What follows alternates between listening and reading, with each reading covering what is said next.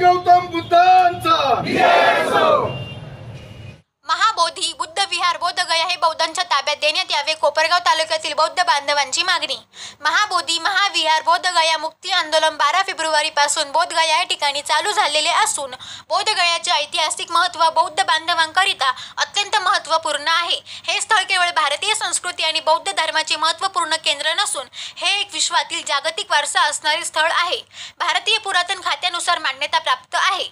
बोधगया मुक्ती आंदोलनाचा उद्देश हा महत्त्वपूर्ण जागतिक वारसाला संघटित व सुरक्षित करणे आहे, ज्यामुळे येणाऱ्या पिढीसाठी यांचे संवर्धन होऊ शकेल।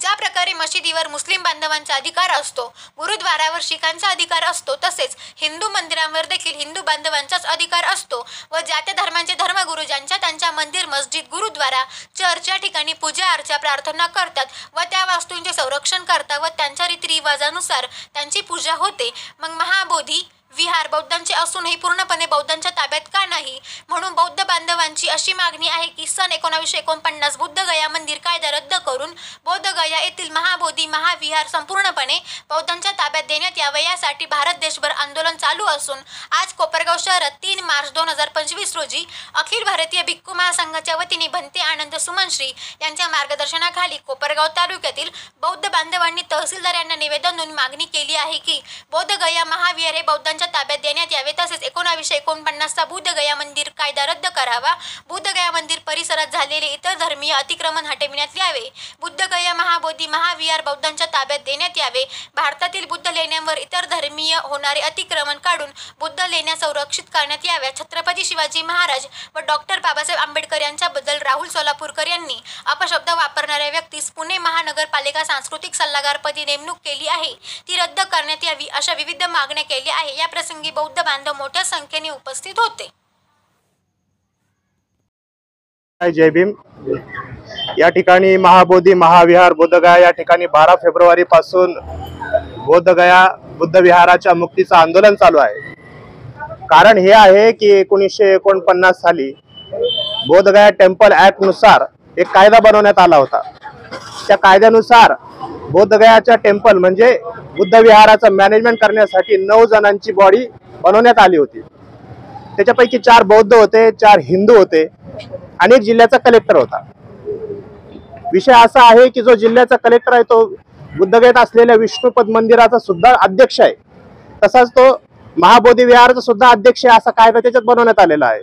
परंतु त्या ठिकाणी असं आहे की जो जिल्ह्याचा कलेक्टर आहे, जो जिल्ह्याचा कलेक्टर महाबोधी विहाराचा अध्यक्ष असेल तो हिंदू असणं अनिवार्य आहे।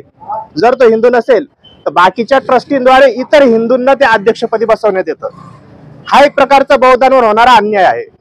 कारण की जे मंदिरं आज भारत देशामध्ये आहे, जगभरात आहे, ते हिंदूंच्या ताब्यात आहेत। जे मस्जिदी आहेत ते मुसलमानांच्या ताब्यात आहेत। जे चर्च आहेत ते ख्रिश्चनांच्या ताब्यात आहे। परंतु हा जागतिक वारसा जो आहे, जो बौद्धांचा आहे, तो मुळातच बौद्धांच्या ताब्यात का देण्यात येत नाही?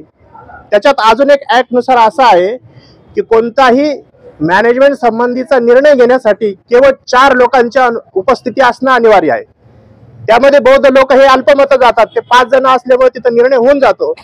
आमची अशी मागणी आहे की महाबोधी महाविहार हे बौद्धांच्या पूर्णपणे ताब्यात आलं पाहिजे। कारण की तो बौद्धांची विरासत आहे, बौद्धांचं ते एक ऐतिहासिक स्थळ, श्रद्धास्थान आणि प्रेरणास्थान आहे। ज्या प्रकारे देशातले अनेक धर्म आपल्या आपल्या रीतिरिवाज परंपरेनुसार चालतात।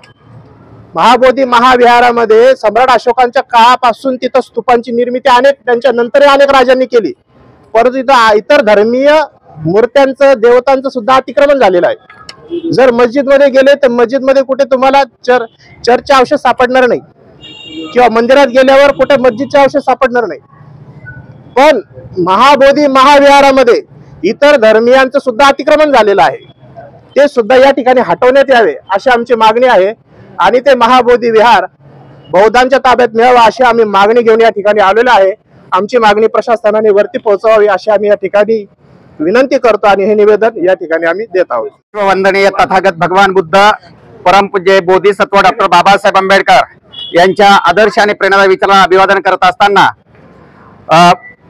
बुद्धगया हे खऱ्या अर्थानं तथागत भगवान बुद्ध यांचं जन्मस्थान आहे।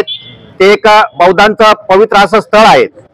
प्रत्येक जाती धर्माचे प्रार्थना स्थळ आहेत.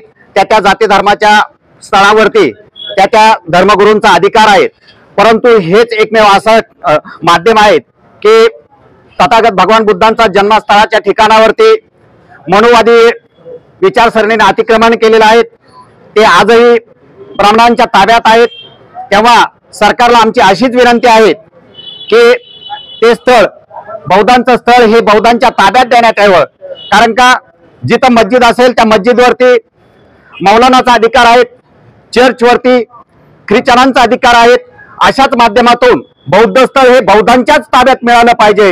1949 जो कायदा राचक कायदा आहे तो कायदा रद्द झाला पाहिजे आणि बौद्धांचं स्थळ हे बौद्धांच्या ताब्यात देण्यात यावं. त्यासाठी सर्व कोपरगाव नगर जिल्ह्याच्या वतीनं, कोपरगाव तालुक्याच्या वतीनं, सर्व आंबेडकरी समाज, सर्व आंबेडकरी पक्षांच्या वतीनं या ठिकाणी भगवान बुद्धांचं हे पवित्र स्थळ त्यांच्या ताब्यात द्यावं यासाठी हा आम्ही आंदोलन रीतसर आंदोलन करत आहोत. तेव्हा शासनानं या आंदोलनाची दखल घेऊन आमचे म्हणणे हे सरकारपर्यंत गेलं पाहिजे अशी आम्ही या ठिकाणी एक विनंती करतो. जय भीम, जय भारत.